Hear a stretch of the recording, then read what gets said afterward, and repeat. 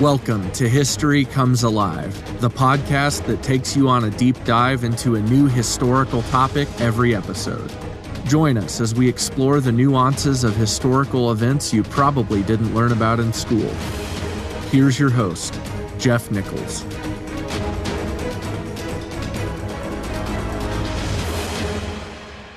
Welcome back.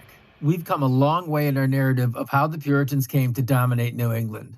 In these last few episodes, we've been focusing on the controversies that surrounded the United Colonies after the Pequots were gone. We focused first on the politic of it with both the natives and the English. And last week, we introduced their ecclesiastical challenges through the lens of native perspectives and the mission work of Thomas Mayhew. Thomas Mayhew was not acting under the banner of the United Colonies. His work, close by on Martha's Vineyard, must have been a little embarrassing for the Magistrates of Boston. Their character and seal dedicated them to the evangelism of the natives. Over a decade after they began to come in droves, they had not even begun to reach the heathens. They'd been pretty busy building up their own power base and wealth, both from a personal and colony perspective. But eventually, they turned their sights on evangelism. And like all other endeavors, they would take a very aggressive and systematic approach. As we ended last week, we had set the stage for the arrival of John Elliott, apostle to the Indians. His work began around the same time as Mayhew's, but it took years for his field work to begin. So just a couple of things here real quick. I wanted to do this in one episode, but there's just too much here. I ended up with more than twice the notes that I usually have. And I think you'll find this interesting. I know that I did. So I'm going to edit as we go a little bit. And I hope that I don't change too much and then paint myself into a corner later or next week. Also, there's going to be a little back and forth with the dates here. I hope it's not too hard to follow. I don't think it will be. But we'll juggle a bunch of guys on two continents working largely in concert. And again, here, as in most episodes, I believe the concepts are bigger than the specific names, dates, and places. I mean, they're good to know, but the concepts are most important for application in our own lives. So anyway, I'll be self-editing slightly as we go. By 1644, the Massachusetts Bay Magistrates began to reconsider their strategy. Their goal was to acquire Narragansett Bay. By this time, several local sachems had already pledged their allegiance to Massachusetts Bay, as we've discussed previously. So they had this base or core group, primarily of the Massachusetts tribe. These guys had agreed to evangelism, so the general leadership of Massachusetts Bay in 1645 told the church leadership to get a plan in place to both civilize and convert the natives. Their approach would be very different than Thomas Mayhew's. Mayhew's work was pretty reflective of what one might consider when thinking of missions. The natives' land rights were recognized. The government was seen as separate from the ecclesiastical. Under the Puritans of the United Colonies, those distinctions would be merged. The native authority remained intact. Converts bought land from non-converts with the understanding of continued tributes. And lastly, remember, Mayhew was not officially compensated. This work would cost him. And as we'll see, the work of John Elliott was a very different animal, with very different objectives. And they would be working through England for funding to accomplish their ambitions. There were two plans. First, there would be 2 men of the clergy elected every year to minister to the natives. And secondly, John Elliott was named apostle to the Indians. So who is John Elliott? Where did he come from? What's his story? Obviously, he must have had a good reputation and equally qualifying skills. So who was he? What did his commission look like? What did he accomplish? How was it accomplished? Those are good questions. So let's meet John Elliott and find out. Like so many of these first-generation leaders in Massachusetts Bay, John Elliott had been born in England, 1604, in Essex County. He had attended Cambridge College, where he adopted the Puritan doctrine. He excelled at linguistics and served as a school teacher under Thomas Hooker, the same Thomas Hooker who would flee the Boston Magistrates and help to settle Connecticut. Well, actually, the recognized founder of the colony of Connecticut. So Elliott wasn't without influential contacts. And he arrived in North America in 1631, in Boston. and he replaced John Wilson as the preacher while he went to England. But in 1632, the following year, he was called to minister in Roxbury. Here he was a popular guy, known to be amiable, he was known to be reliable, and he was dedicated. By the early 1640s, he began to take an interest in the Algonquin language. Now remember, he excelled at languages while he was in Cambridge. And he learned the Algonquin language from a native that had been a casualty of the Pequot War, Cochino, if that's how you pronounce his name. That's how I'm going to pronounce his name, Cochino.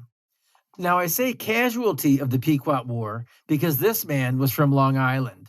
He was not a Pequot, but rather had been taken during that war. Most likely, he had done no harm to the English, but was simply taken captive just because he was a native. This was a match made in heaven for the times and the task at hand. By the time these men met, the native was not only fluent in English, he could read too. This was not a stupid guy, nor would it appear that he was a bitter man. Elliott finished off his training by helping him to learn to write. This whole episode is quite a turn of events, or of the heart for John Elliott. Previously, he had been hostile to the natives and had even opposed the treaty with the Pequots years earlier. At that time, the magistrates had to tell him to calm down over it. Now, there was at this time, as the Puritans were gearing up for missionary work, a pledge of 20 pounds annually for anyone who would evangelize the natives. This pledge came from England, and as we'll see, virtually all of the funds did. But at any rate, this may have acted as an incentive for John Elliott. We'll talk about that in a little while. But he began his studies of the Algonquin language in 1643, and by 1646, he had mastered the language enough to begin conversations of religion with the natives of eastern Massachusetts. So I think both of these men, John Elliott and his native tutor, were both quite impressive in this work. The native had grown up with one dialect of language, then he learned English, and he learned to read and write, which he had never done as a native, and then he taught another dialect, not his native tongue, to a complete novice in native languages. He must have been a pretty intelligent and thoughtful man to have accomplished these things. At any rate, Eliot had learned so well that he could not only communicate, he was functional enough to talk about spiritual things with people from an entirely different worldview and understanding. That's no small feat.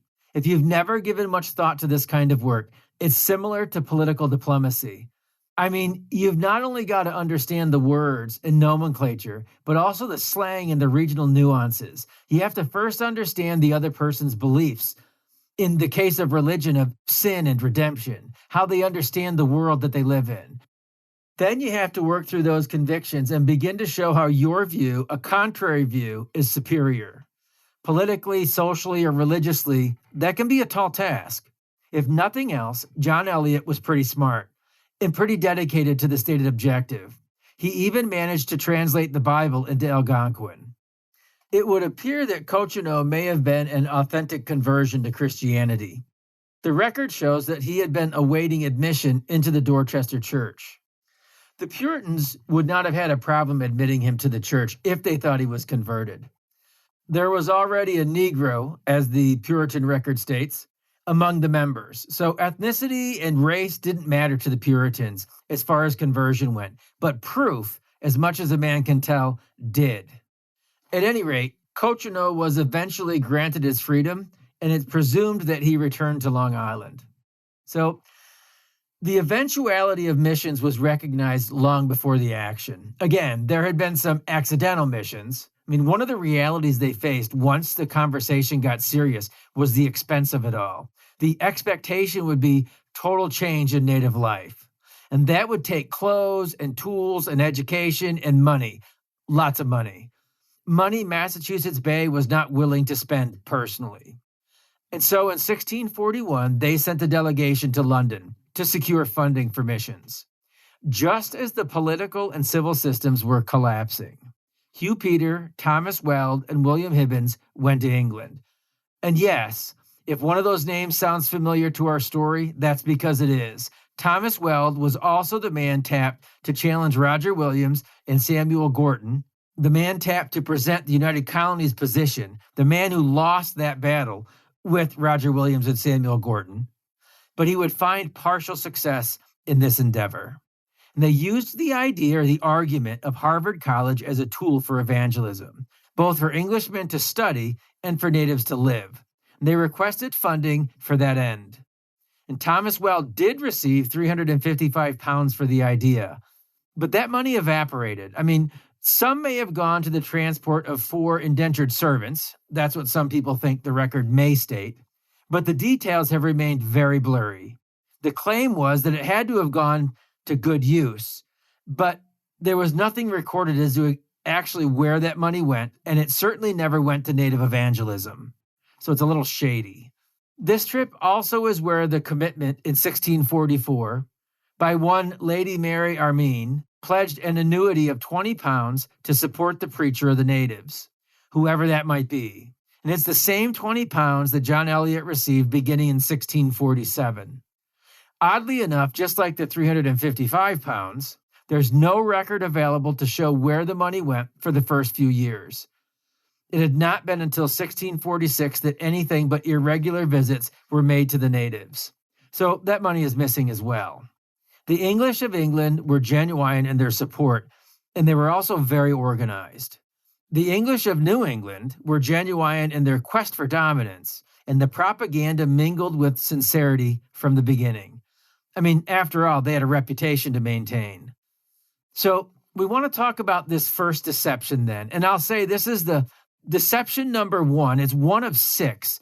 And these deceptions, as we grow this thread of deceptions, they're going to have a lot of offspring. So we want to pay attention and work through these and make sure we understand exactly what we're talking about when we're talking about the concept of Puritan deception in England. So Elliott seems to have done his part right from the beginning. I mean, he understood the intensity and the seriousness of what he was undertaking. And he also understood exactly what Massachusetts Bay was expecting. They were expecting this to be paid for by somebody else. So he wrote that his native tutor was living in the house of a Dorchester Englishman. He was intentionally vague as to why that native was living in the house of a Dorchester Englishman. First, not mentioning it all, and then later saying that he was a servant. So you got to understand, in England, that could have meant a paid servant, it could have meant an indentured servant, or it simply could have meant slave. He let the folks in England think the best of the situation. The exact lot and nature of Cochino's life would not have been acceptable on the other side of the Atlantic. Everybody in New England understood that he was a slave. That's just a minor deception, right? But a very necessary one if they were to receive financial assistance. So meanwhile, their reputation was taking a hit in England with all the travel back and forth by their competitors. In addition to the charges that would be brought by Samuel Gorton and Roger Williams for very bad behavior toward them and the natives, as well as attempting to usurp the authority of the king and parliament, Thomas Letchford excoriated their activities, or lack thereof, towards missions. He wrote, quote, "They have nothing to excuse themselves in this point of not laboring with the Indians to instruct them, but their want of a staple trade and other businesses taking them up," end quote. Roger Williams piled it on. He said that the natives could easily be won if any effort had been taken.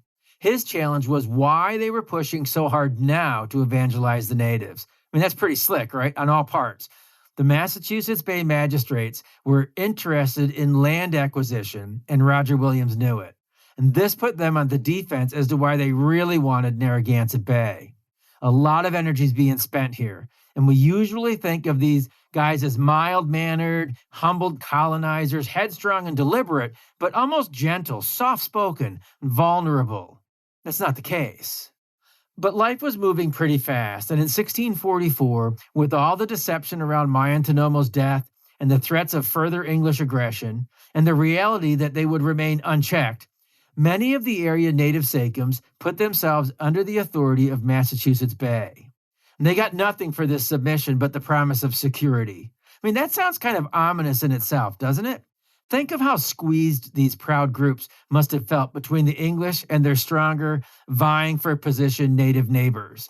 Think of this in terms of your neighborhood and all that your community has accomplished for itself. And then think of the idea of giving it up to those who had no vested interest in it and never would. I mean, these folks pledged their lands, their people, and their authority to Massachusetts Bay, not the United Colonies, and to be willing, from time to time, to be instructed in the knowledge and worship of God. Now, there were 5 original sachems from inside the Massachusetts Bay Charter. Again, these guys were vulnerable to the larger tribes around the area. And I think the English looked like the best way to keep their land and as much of their lifestyle as possible. It's a sad decision to have made. It doesn't necessarily look like it was volunteerism, and it was not necessarily beneficial. So we see the angling in New England, the posturing by all sides. Roger Williams was in London, and soon the Gortonites would be there as well. And this is the time that they pledged their allegiance to Parliament and King. This is the time that the Narragansett's pledge to the King was first floated, ahead of the Massachusetts Bay Reputation Reconstruction project that was about to begin. Remember, I've said all along, if you can frame the argument, you can win the day. This was one argument that Massachusetts Bay was not able to frame. And there were more attacks on their conduct to come. In 1645, the English Presbyterian minister, Robert Bailey, made a charge against New England Congregationalism as well. Now, you got to understand, the Presbyterians in England were organized. The Congregationalists in New England were separatists. So there was a lot of tension here. And Robert Bailey said this, quote, "Of all that ever crossed the American seas, are noted as most neglectful of the work of conversion," end quote, and speaking of the Puritans. That's a scandalous indictment. I mean, he shared most of their doctrines, right? And he said that against the most noted activities of both the Anglicans and the Catholics, who he would have been in disagreement with. So it was in this atmosphere of multiple attacks on the actions of Massachusetts Bay, the relief of the Gortonites received, as well as Roger Williams, and the coming emergence of John Elliott from his studies, that the Puritans of New England really overplayed their hand. I mean, they had to act. They had to salvage some part of the plan, some part of their reputation. So against the backdrop of the political tattletaling and the ecclesiastical condemnations, the Puritans had to act, and quickly, shrewdly. Image is everything. Optics. I mean, what people see or perceive is very important. The Puritans knew this. They understood the importance of John Elliott's missions work being seen as pure, an altruistic outpouring of religious benevolence, as Francis Jennings said. So they kind of fudged the official records of how it all began. So if you're keeping score, this is deception number 2. Let's look at reality versus the official narrative. The first deception kept them in the game, remember. The rest will help them advance the ball all the way to the end zone. So again, deception number 2. Let's lay this out, and I hope I don't complicate this too much. So the first sermon that Elliott preached among the natives was recorded in John Winthrop's history as July 5th, 1646. And it took place in Dorchester Mill among Cutshamaquin's group. Now, he was the main sachem of the Massachusetts tribe. So again, John Winthrop records in his work History that the first sermon preached was on July 5th, 1646 in Dorchester Mill among Cutshamaquin's group. But that's up for debate and conjecture, because another tract, anonymously published, places this same sermon on September 15th, 3 months later. I mean, timing is everything. Ironically, the September date is 2 days after Randall Holden, the Gortonite, made his antagonistic return to Rhode Island via Boston. So remember, he'd been forced to sail out of New Netherland a few years earlier, but now he had a guarantee of safe travel through Massachusetts Bay. Much easier to get back to Rhode Island. So there's speculation that the date was pushed back to July. So the speculation is that the real date was actually September. But the speculation that the date was pushed back to July is to demonstrate that the Puritan activity had begun before all the hoopla in London had taken place, a sort of missionary squatters' rights, like saying, too late, our work has begun, move along, and don't believe everything you hear, we're the good guys here. To add credibility to this idea, it is known that Edward Winslow had written a letter to John Winthrop in June with concerns about how the Gortonite testimony would influence Parliament. So either way, the Puritans of Massachusetts Bay, as well as the greater United Colonies, were in fact worried about their reputation and how their own actions would be interpreted back in England, where they were not able to bully their opponents and frame the argument. And on top of that, they had not even begun to fulfill their stated goal of colonization. All confusion on the date aside, the first sermon was an odd affair anyways. Elliott would barely acknowledge it had happened because it had not gone very well at all. Of this experience, John Elliott himself wrote, quote, "They gave no heed to it," the sermon, "but were weary and rather despised what I said," end quote. And later he would claim that his first sermon occurred at Nuneaton in Algonquin or Newton. So here's the third deception. And we'll review these again. So, keep track of this. What we're trying to do, though, is draw the picture here, to create the framework of the atmosphere and the arena that was created by all of this Puritan deception. So the third deception, then, is this. Daniel Gookin recorded that Cutshamaquin was the first sachem, his group, the first group that had received a sermon. And that's the Dorchester Mill group, right? Cutshamaquin was not impressed in the least, according to Gookin, which matches what Elliott said. And he may have felt forced into this as he was one of those area sachems that had pledged their allegiance to Massachusetts Bay for his own security. But there's more. In 1648, we'll enter somebody else into the story. Thomas Shepard wrote, and this is a long title. We know the Puritans like long titles. In 1648, Thomas Shepard wrote, quote, "The clear sunshine of the gospel breaking forth upon the Indians in New England," end quote. And in this book, he referenced a letter that he received from John Elliott, dated September 24th, 1647. So a calendar year after those original sermons were preached. In that letter, John Elliott placed the first sermon at Newton in October of 1646. So at this point, which is it, right? We have conflicting reports about who, about when, and about where. It sounds like a game of Clue. But the confusion can be cleared up if you consider the rationale. The Puritans needed to look good. They needed to look busy. They needed to look successful. Getting harassed and not getting started until after someone complained to Parliament was not going to help their already bruised reputation. You see the game that's being played, right? It's very deceptive. They're changing all of the official records to match a scenario, to match an argument that they would frame later. This October date and the Newton location are what Elliott would claim. And I think this is kind of interesting because this is where there's a little bit of a split between Elliott and the Magistrates of Massachusetts Bay, because it covered Elliott from having to admit just how badly Dorchester had gone for him. That's ego and pride covering itself, right? In this claim, he does not appear as concerned about Massachusetts Bay's reputation as his own. So how did we end up with a third date? The reality is, no matter if the initial date was July or September, it was a disaster. Cutshamaquin had tried to disrupt the sermon altogether. But there was another man there that did enjoy the sermon, and he invited Elliott to come to Nuneaton, or Newton. And so he did, in October. Wabun, or Wabon, was so impressed, he offered his son to Elliott for instruction. This was after the October 28th, 1646 sermon that Elliott would claim that he preached first, which was at least the second sermon. So from a Puritan perspective, this sermon could not have gone better. The timing was perfect. John Wilson published the sermon in London, entitled it, quote, "The day breaking, if not the sun rising, of the gospel with the Indians in New England," end quote. So again, the sermon went well with Wabon, and the Puritans capitalized on this tremendously by talking about the day breaking, if not the sun rising. So they're admitting we haven't quite gotten started yet. But look at, man, the day is breaking. The sun is rising on the gospel with the Indians. We're just getting started. Get out of our way. As a matter of fact, you ought to help us. This was great PR, and they got a lot of traction out of this. Now, Wabon's an interesting guy.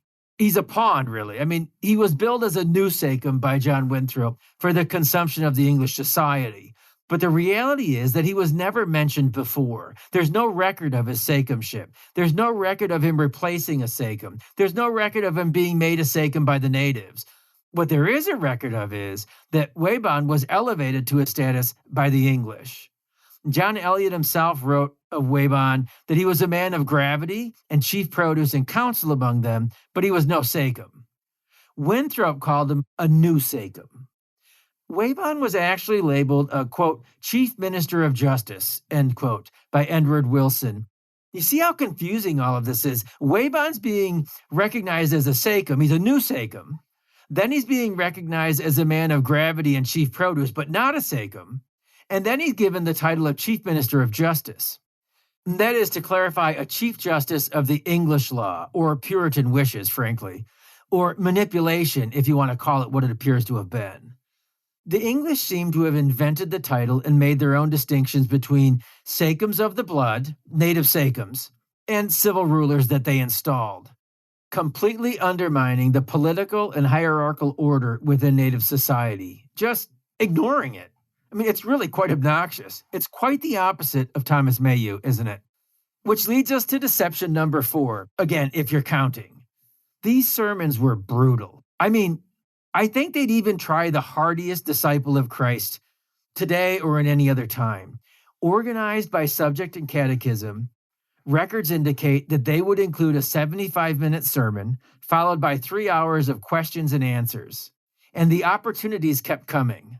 Just imagine the changes that these sermons were prompting, oftentimes because the audiences felt stuck between competing forces, natives and English, of which the English seemed the least offensive. Before we get too far removed from those early failures then, the ones the English ignored, well, that miserable experience at Dorchester Mill elicited a response from the Puritan magistrates.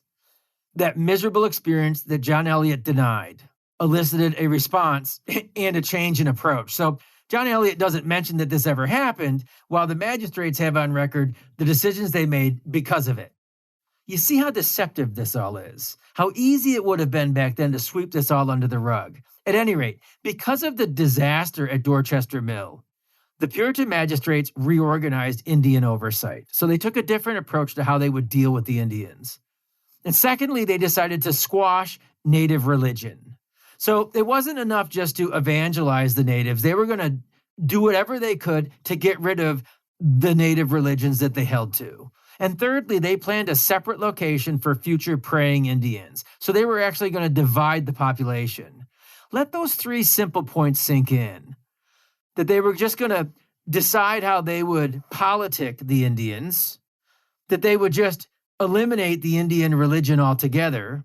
Think about what that really means. They were going to neuter the powwows. Men that held considerable rank and influence. Men that were the doctors among them. The Puritans decided that they just had to go. The whole system did. And then thirdly, they planned a separate location for future praying Indians. Again, they're going to divide the population. The natives weren't looking for this. I mean, what consideration was given to the natives? Absolutely none. This was being decided for them. Within a short time, Elliott was preaching bi-weekly sermons at Newton and alternating at Dorchester. Conshomaquin had relented. He realized that his people had been swayed, that the influence of the English, the power that they possessed, was probably something he wasn't going to be able to avoid forever. And then the natives began showing up at Elliott's home. The outpouring of support, or the reaction by the natives of this preaching, is incredible to my modern mind, to my modern societal mind, my modern religious mind, however you want to look at this. There were offers to allow the English to raise native children. Think about that. They were going to give their children to the English. There were offers by adults to enter into English servitude in exchange for Christian instruction. Now, those offers were accepted. I mean, what the heck? It's free labor, right? So you begin to see the influence that this had. This isn't a positive thing for the natives. Think about the culture clash here. What the unmoved or unconvicted natives must have thought. But before we lend too much credit to the noble efforts of John Elliott, and no doubt there were some genuine disciples emerging, We need to recognize that Wayborn had taken on quite a position for the English. He made sure the hostile atmosphere that had so plagued the original sermon never happened again. And he ran a tight ship. With the backing of the English, who's going to oppose him, right? You might not have liked the position that he held, and you might not have liked his actions, but he was being backed by the English. So what were you going to do? Because behind him was real power. He was, after all, the chief minister of justice, right? He made sure there were natives present and behaved for all sermons. This was as much a political stunt as it was an evangelistic show. Maybe that's why these guys started showing up for Elliott's sermons. Maybe that's why they started showing up to his house. They were being strong-armed. Wayborn forced English morality among the natives by way of a whip. And by the way, here was the English morality clause. If you're wondering exactly what it was that they had to deal with, according to Francis Jennings, quote, "The court enacted for the honor of the eternal God, whom only we worship and serve, that no person within the jurisdiction, whether Christian or pagan, shall wittingly and willingly presume to blaspheme his holy name, either by willful or obstinate denying the true God, or his creation or government of the world, or shall curse God or reproach the holy religion of God. If any person or persons whatsoever within our jurisdiction shall break this law, they shall be put to death." An Indian would think twice about heckling Eliot after learning about that law. To make sure that he should, the court enacted further that the necessary and wholesome laws which may be made to reduce them, the Indians, to civility of life shall be once in the year, if the times be safe, made known to them by such fit persons as the court shall nominate. In still another enactment, the court outlawed all the ritual of Indian worship by decreeing, quote, "that no Indian shall at any time powwow or perform outward worship to their false gods or to the devil, under penalty of heavy fines," end quote. So just as they had determined after the disaster at Worcester Mill, they did in fact reorganize Indian oversight. They did in fact attempt to squash native religion. And later they would, in fact, separate the praying Indians from the non-praying. So do you see the difference in tactics between Thomas Mayhew and the Boston Magistrates? These approaches had consequences, ultimately played out in the uprising known as King Philip's War. Daniel Gookin wrote in his historical collections that conversion or submission was only a matter of degrees, from public submission and obedience to sincerity. Outside of these lines was cause for death. This is from a guy that was there. Everything was changing very quickly.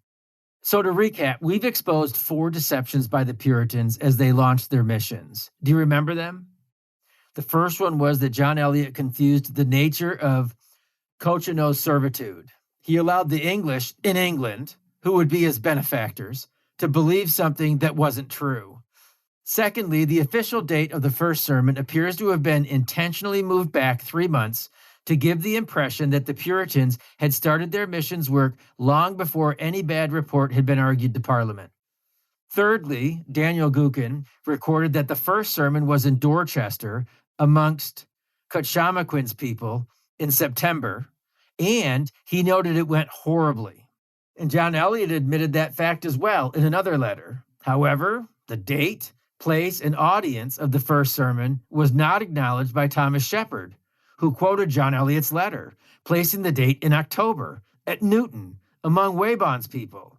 Wayborn's people. He's not even a Sachem. They're not his people in the way that they're his people. He's just one of them, right? Among Wayborn's neighbors, maybe more accurate.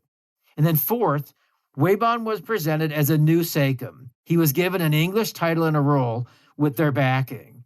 And voila, you have a native Sachem, someone impressive, someone with authority that you can brag about, someone that you can sell as a liaison, someone that you can sell as an asset for the cause. These deceptions, intentional lies, helped the Puritans to frame a new argument. These deceptions led to more deceptions, deceptions that were much worse, in my opinion. Each deception compounding and paving the way for the next, each becoming interdependent on the others, and each one helped the Puritans to increase their grip on the storyline that would be the missionary efforts of John Elliott, apostle to the Indians. And the money began to pour in. But those deceptions are for next time. Until then, I hope our time together this time has really helped the history to come alive. Thanks for listening to History Comes Alive. We hope today's episode has given you valuable new information and inspired you to dive even deeper.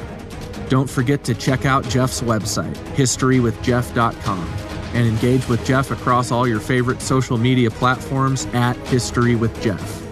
Join us next time as more history comes alive.